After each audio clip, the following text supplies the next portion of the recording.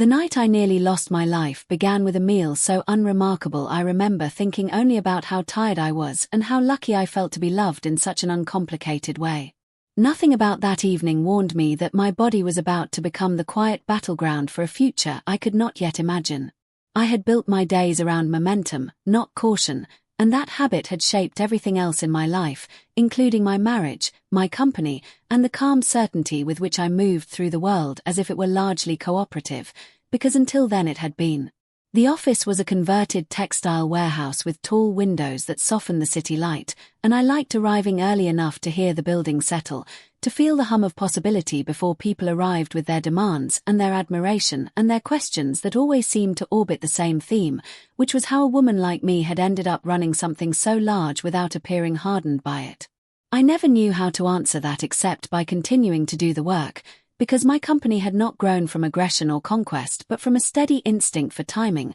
from listening more than speaking, and from trusting my own internal compass even when it pointed somewhere inconvenient. My husband admired this about me, or at least that was how it felt then, an admiration expressed through attentiveness rather than competition, through dinners cooked when I came home late, through an ease that never suggested resentment, and through the quiet way he remembered details I forgot, like which mug I preferred or how I liked the windows open even in winter because stale air made me restless. We had met long before the company became what it was, back when my ambition was still abstract and his interest in my work felt like curiosity rather than strategy, and I had married him because being with him made life feel manageable in a way that had nothing to do with control. Our home reflected that balance, understated but warm, filled with books we meant to read and furniture chosen for comfort rather than impression, and it had become a gathering place for people who drifted in and out with familiarity, including his sister, who treated our kitchen like an extension of her own body,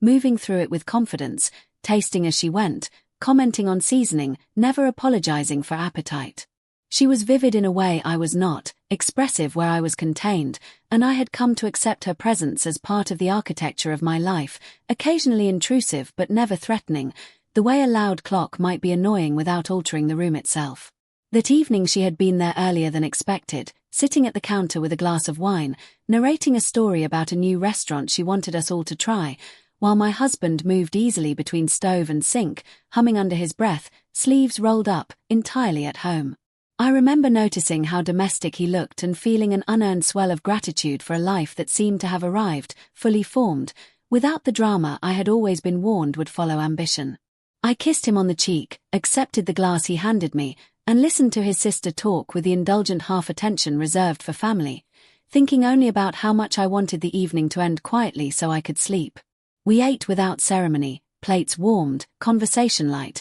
the kind of meal that exists to close a day rather than mark an occasion, and afterward I washed my hands at the sink while my husband wrapped leftovers and his sister leaned against the counter, reaching for one more bite as if food was something that might disappear if not claimed immediately. Nothing about that moment lodged itself in my memory as significant, because nothing about it felt unusual, and when she left with a hug and a promise to return the next night, I felt only relief at the prospect of silence. It was later, in the middle of the night, that my body began to misbehave in a way that did not align with exhaustion or stress or any of the explanations I was accustomed to giving myself. The nausea arrived first, low and insistent, followed by a weakness that made the room tilt when I sat up, and I remember being more irritated than afraid, because illness felt like an inconvenience rather than a warning, something to be managed and moved past with efficiency. My husband woke when I did, his concern immediate, his hand steady at my back as he guided me to the bathroom,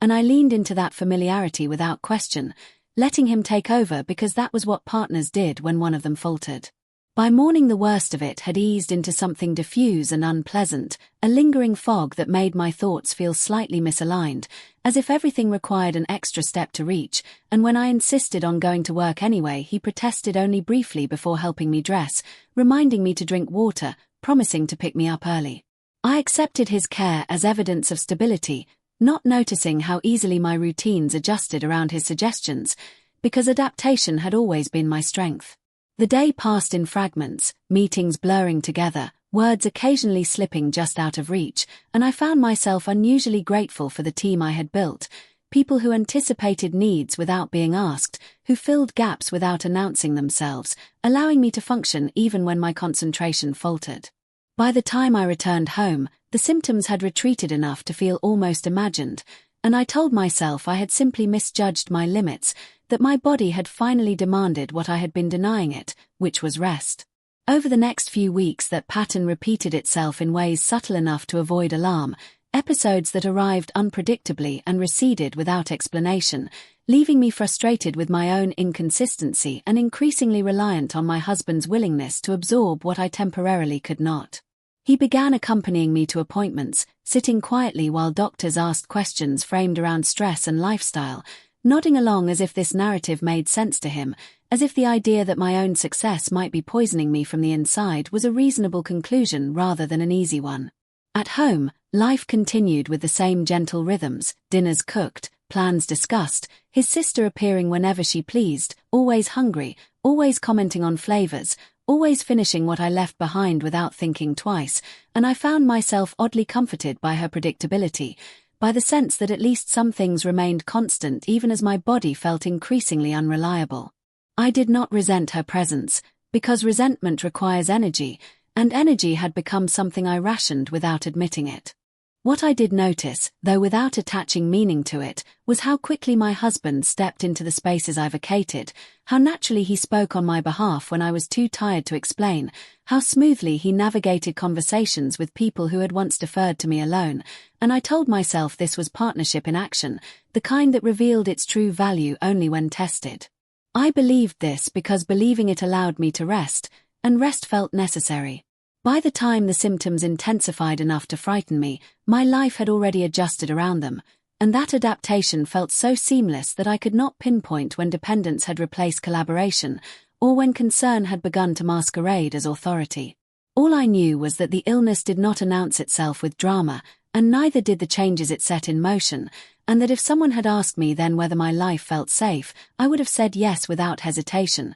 because safety, like trust, often looks most convincing just before it proves how fragile it is. I did not become afraid all at once, because fear is too blunt an instrument to explain what happened next, and because what unsettled me most was not pain but distortion, the sense that my own perceptions were arriving a fraction of a second too late, as if my body were reacting to something my mind had not yet been told to recognize. The illness settled into my days with an intimacy that felt almost personal, appearing just as I began to trust that it had moved on, leaving behind a residue of fatigue that no amount of sleep seemed to erase and a mental haze that made my once instinctive decisions feel strangely distant. I adjusted the way I lived without thinking of it as surrender, scheduling meetings later in the morning, delegating tasks I once enjoyed handling myself, allowing my husband to step in as a temporary measure that stretched quietly into permanence, and I told myself this was the rational response of someone who understood sustainability rather than pride. He framed his involvement as support, always using language that emphasized teamwork, always deflecting praise back to me, and I absorbed that narrative gratefully because it aligned with the version of our marriage I believed in, the one where love meant stepping forward when the other person stepped back. At the office, the atmosphere shifted in ways so subtle I might have missed them if I had not spent years attuned to undercurrents, small changes in tone and timing that signaled more than words ever could. People began looking to my husband for confirmation during meetings he attended, not because he demanded it but because he spoke with a confidence that suggested proximity to authority, and I noticed how easily assumptions rearranged themselves around him, how quickly familiarity transformed into deference when no one corrected it. I did not intervene, because doing so would have required energy I no longer trusted myself to spend wisely, and because part of me wanted to believe that this too was temporary. At home, my body's rebellion grew less predictable, sometimes flaring after meals, sometimes hours later, sometimes not at all, and the inconsistency made it easy to doubt myself, to attribute symptoms to stress or hormones or imagination, explanations that felt safer than admitting there might be an external cause. My husband tracked my intake with concern that bordered on meticulousness, suggesting foods that were gentle, cooking separate meals when I felt unwell, and I interpreted his attention as devotion rather than surveillance, because that interpretation preserved the emotional order of my life. His sister remained a constant presence, drifting in without notice, settling into the kitchen as if it were a public square, tasting everything, asking what was off limits as if the concept amused her, and I sometimes felt a flicker of irritation at her disregard for boundaries that were suddenly more fragile than I liked to admit. She treated food as an experience to be shared and consumed without restraint, and while I occasionally bristled at how casually she finished dishes I had saved, I also found comfort in the predictability of her appetite,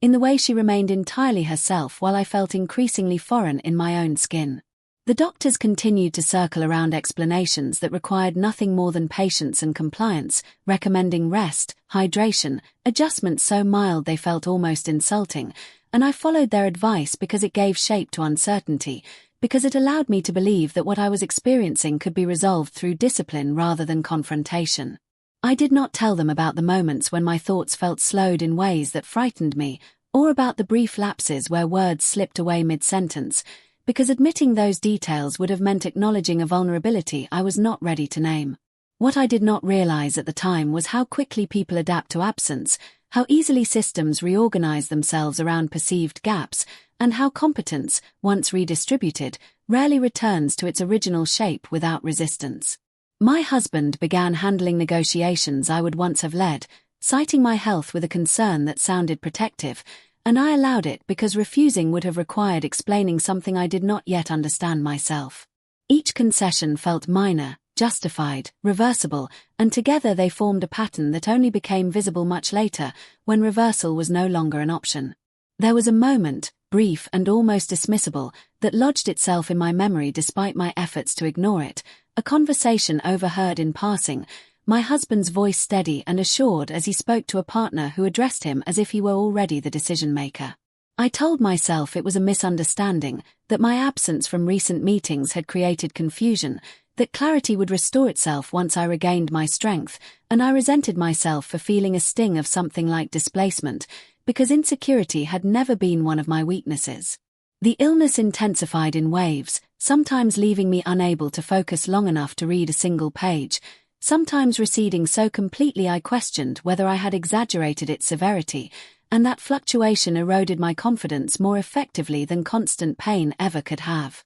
I began to doubt my own memory, my interpretation of events, my right to assert authority in spaces where I had once moved without hesitation, and that self-doubt created a vacuum my husband filled with quiet efficiency. Then, without warning, everything stopped. The nausea vanished. The weakness lifted. The fog receded with a clarity so sudden it felt unreal, and I woke one morning with a sharpness I had not felt in months, my thoughts aligned, my body responsive, as if a switch had been flipped somewhere beyond my awareness. I told myself this was recovery, that rest had finally done its work, and I accepted the relief without question because questioning it would have required revisiting the months I was eager to forget. It was only later, when I returned home to find the house empty and unusually still, that I registered how completely the symptoms had disappeared during the weekend I had spent away, a weekend when my husband had been traveling and his sister had stayed behind, occupying the kitchen with her usual enthusiasm,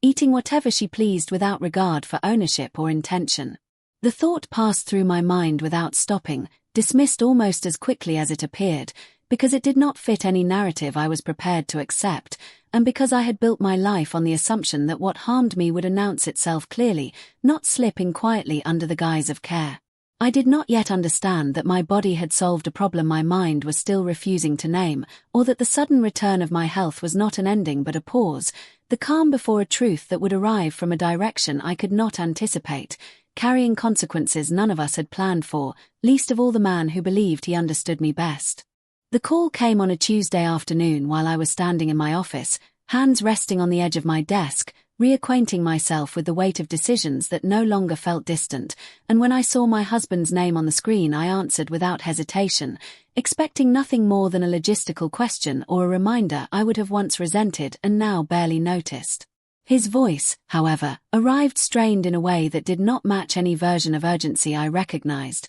and before he finished the first sentence I understood that whatever had happened was already irreversible, not because it involved catastrophe, but because it had cracked something he could no longer hold together. His sister had collapsed that morning, he said, his words arranged carefully as if order itself might stabilize what had come undone, and she was being kept overnight for observation because the doctors were struggling to explain symptoms that did not align neatly with food poisoning or allergy or infection. He spoke too much and too quickly, offering details I had not asked for, and I listened with a calm that surprised me, not yet connecting the information to myself, not yet allowing the alignment that would make it impossible to look away. I told him I would meet him at the hospital, my voice steady, my hands already reaching for my coat. The waiting room was antiseptic and overlit, its neutrality broken only by the sound of his pacing and the way his sister's handbag sat abandoned beneath a chair, its contents spilling out as if her life had been interrupted mid-gesture. When I saw her, she looked smaller than usual, drained of the vitality that had always defined her, and for the first time since I had known her I noticed how much of her confidence had been built on the assumption of invulnerability, on the belief that pleasure, once taken, could not turn against her. The doctors spoke in careful language, describing symptoms that echoed my own with an unsettling precision: weakness, disorientation, gastrointestinal distress, a pattern that suggested ingestion rather than illness, and as they listed possibilities my husband stood rigid beside me, nodding as if information alone could restore control. I felt something shift then, not suspicion but recognition, the sudden coherence of months that had previously existed as fragments, and the sensation was less like shock than like stepping into a room I had already been standing outside of without realizing it. His sister, when left alone with me, did not confess in any formal sense, because confession implies intention and clarity, and what emerged instead was confusion threaded with fear,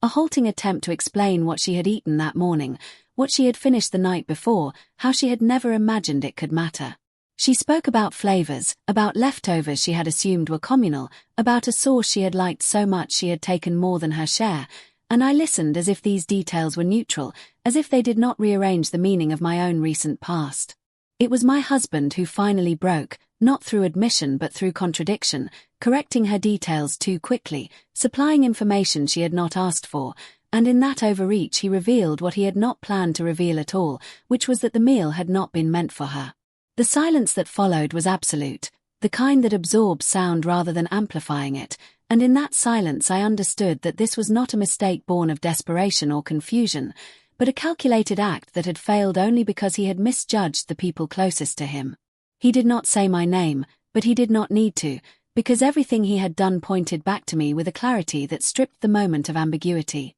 He spoke about dosage as if numbers could soften intent, about recovery windows as if predictability could erase betrayal, and about how he had never meant for anyone to be seriously harmed, a statement that relied on definitions so narrow they collapsed under their own weight. Listening to him, I realized that his greatest error had not been cruelty but certainty, the belief that he understood me well enough to anticipate my limits, my resilience, my silence. I did not confront him then, because confrontation would have given him the relief of reaction, and because I needed time to see the full shape of what he had done, not just to my body but to my life. I watched as he tried to manage the situation, speaking to doctors, arranging explanations, containing fallout with the same efficiency he had brought to my company, and I felt an unexpected clarity settle over me, a calm that came from knowing the truth without needing to announce it. His sister survived, her body rejecting what mine had endured for months, and as she recovered she began to understand the position she had been placed in, not as an intended victim but as collateral, a realization that stripped her of defensiveness and replaced it with a guilt she did not yet know how to carry. She avoided my eyes, not out of shame for what she had done, but out of fear of what my silence might mean, and I let that fear exist because it belonged to her now, not to me. When we returned home, nothing was said that night, and the quiet was heavier than any argument could have been, filled with things that could no longer be unthought. My husband moved through the house as if it was suddenly unfamiliar, careful with objects he had once handled without hesitation, and I understood then that his confidence had depended on my perceived fragility, on the assumption that I would never see him clearly enough to stop him. I slept well for the first time in months, my body finally free of whatever had been imposed upon it, and in that rest I began to plan, not in terms of evidence or exposure, but in terms of return, the slow and deliberate reclamation of a life that had been temporarily rerouted without my consent. I knew that whatever came next would not be loud, and it would not be quick, and it would not rely on outrage or pity, because the most effective consequences are the ones that arrive disguised as normality. By the time morning came, the truth had settled into me with a steadiness that felt almost impersonal, and I understood that the story I had been living had already ended, replaced by another that would demand patience, precision, and a willingness to let people reveal themselves fully before I decided what to do with what they had shown me. I did not announce my return, because authority that needs to be declared has already begun to thin, and instead I simply resumed my place in spaces that had adjusted themselves around my absence, allowing the recalibration to happen in real time, observable only to those who understood how delicate balance actually is. The first morning back at the office, I arrived earlier than I had in months, not to make a statement but to remind myself of the texture of the place, the way the building breathed before it filled, and the sense of alignment that came from standing at the center of something I had built without assistance from anyone who believed ownership could be transferred by proximity alone.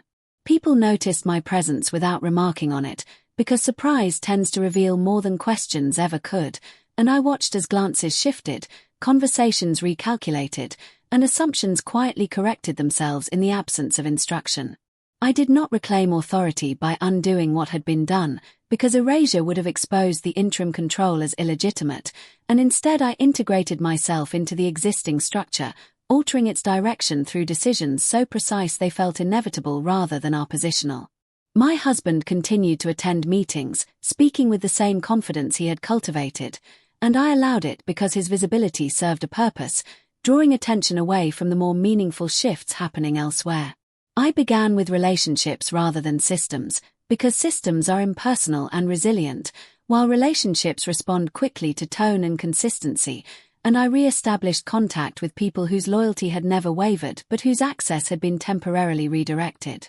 These conversations were not confessions or confrontations, but acknowledgements of continuity, reminders of shared history that required no explanation, and in those exchanges I restored a network that recognized my authority not because it was asserted, but because it had always existed. Trust, once reactivated, moves faster than suspicion ever does. At home, my marriage entered a phase of careful choreography, my husband attentive in ways that bordered on performative, his concern sharpened by uncertainty, and I met that attention with calm that offered no reassurance. We spoke about logistics, about schedules and obligations, about the practicalities of living together, and the absence of emotional negotiation unsettled him more than anger would have, because anger implies engagement, and engagement was something I was no longer willing to offer freely. He began to realize that my silence was not confusion but containment, and that realization followed him through the house like a shadow. His sister, once discharged, returned not as a fixture but as a visitor who no longer assumed entitlement, her appetite subdued by awareness, her presence cautious, and in her hesitation I saw the beginnings of a reckoning she could not outsource. She did not apologize in the way people often do, with explanations disguised as remorse, and instead she acknowledged her brother's actions with a clarity that left no room for denial, admitting that she had always believed his ambition was benign because it had never been directed at her. That belief had not survived her illness, and the loyalty she had once offered reflexively began to fracture under the weight of understanding. I did not ask her to choose sides, because choice implies agency that can later be rescinded, and instead I allowed her to observe, to witness the subtle ways her brother's influence diminished as mine reasserted itself without resistance. She saw how people responded to me when I spoke with precision rather than passion, how decisions aligned around me without force, and how her brother's authority, once assumed, began to feel conditional, dependent on access he no longer controlled. Guilt has a way of clarifying allegiance, and I let it do its work without interference. Within the company, changes accumulated not through reversals but through redirection, partnerships evolving, responsibilities reassigned, and conversations reframed to emphasize continuity with the vision that had always guided us. I did not remove my husband from his roles abruptly, because abruptness invites scrutiny, and scrutiny was unnecessary when gradual irrelevance would suffice. Opportunities he expected to lead were instead offered to others, not as punishment but as progress, and each adjustment was defensible, logical, and irreversible once enacted. He attempted to adapt, to reposition himself as indispensable through initiative, but initiative without insight tends to overextend, and I watched as his efforts revealed a fundamental misunderstanding of the company's culture, one that prioritized coherence over expansion and discretion over dominance. His missteps were not dramatic enough to attract attention, but they accumulated quietly, eroding confidence in ways that could not be traced back to a single decision, and I allowed that erosion to continue because it was both accurate and deserved. The most significant shift occurred without witnesses, in the private realization that his access to me, once assumed to be permanent, had become conditional on circumstances he could no longer influence. He attempted to re-establish intimacy through familiarity, through shared history and routine gestures, but those attempts fell flat against a distance that was not emotional but structural, the result of a recalibration that had already taken place. He began to understand that my recovery had not restored the marriage to its previous state, but had instead revealed its asymmetry, and that what he had mistaken for partnership had always been proximity. By the time he confronted me directly, his tone carried a hesitation that would have been unthinkable months earlier, and when he spoke it was not with accusation but with confusion, asking when things had changed as if change were something external rather than cumulative. I told him the truth without elaboration, that nothing had changed, and that this was the arrangement we had been living with all along, now visible only because my silence had ended. He did not argue, because argument requires a shared reality, and his had already dissolved. Revenge, I discovered, did not require destruction, only alignment, the careful restoration of a structure to its intended form, allowing those who had relied on distortion to find themselves unsupported by the very systems they had sought to control. As his influence diminished and his certainty faltered, I felt no triumph, only resolution, because satisfaction, when it arrives quietly, tends to feel more complete than any spectacle ever could. The end did not arrive as an event but as a condition, something that settled into place once there was nothing left to adjust, and by the time I recognized it as final I was already living inside it with a steadiness that felt earned rather than imposed. My life had reorganized itself without rupture, the way systems do when corrected rather than destroyed, and the absence of chaos became its own confirmation that what I had done was not only justified but necessary. The separation unfolded without dramatics, no raised voices or public disclosures, because there was nothing to argue once the imbalance had been exposed and addressed. My husband understood, perhaps for the first time, that access to my life had never been a guarantee but a privilege sustained by trust, and trust, once breached in the way he had chosen to breach it, does not regenerate through remorse or explanation. He did not deny what he had done, not anymore, and that acceptance stripped him of the final defense he might have used to preserve proximity, which was insistence. We divided what needed to be divided with efficiency, disentangling our lives along lines that had always existed beneath the surface, and I was struck by how little I felt as the process unfolded, not because I was numb but because the emotional work had already been done in the months I had spent reclaiming my body and my authority simultaneously. Grief, I learned, does not always announce itself with intensity, and sometimes it passes quietly when the outcome aligns with a truth that has already been acknowledged internally. At the company, the transition completed itself without commentary, my role fully restored not through declaration but through continuity, and the confidence with which decisions flowed reaffirmed something I had briefly forgotten, which was that leadership grounded in coherence does not need reinforcement once it is recognized. The structures I had rebuilt held, not because they excluded him deliberately, but because they no longer required him, and that distinction mattered more than any formal removal could have. His sister left the city not long after the separation,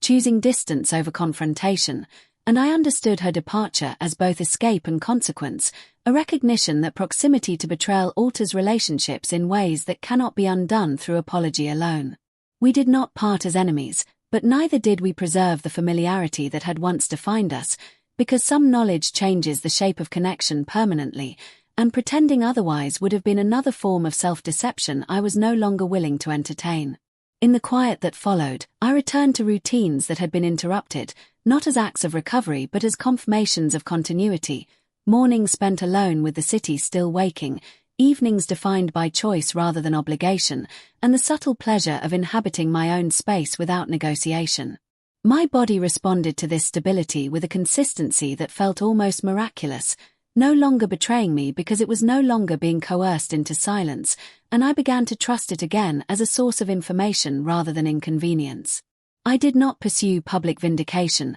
because vindication requires an audience, and what I wanted was not acknowledgement but closure, The certainty that what had been taken had been returned, and that what had been attempted could not be repeated. My husband moved on in ways that were visible but irrelevant to me, his life continuing without collapse, which was part of the consequence he would carry, the knowledge that his actions had failed not spectacularly but completely, leaving him intact yet diminished in the only ways that mattered. The company thrived, not as a testament to survival but as evidence of alignment, projects unfolding with a coherence that had been briefly disrupted and now restored, and I found satisfaction in watching others step into roles that reflected their strengths rather than their proximity to power. Success, once decoupled from fear, regained its original meaning, and I experienced it not as validation but as rhythm, something to be maintained rather than defended. Looking back, I understood that the betrayal had not been an interruption but a revelation, exposing assumptions I had mistaken for foundations,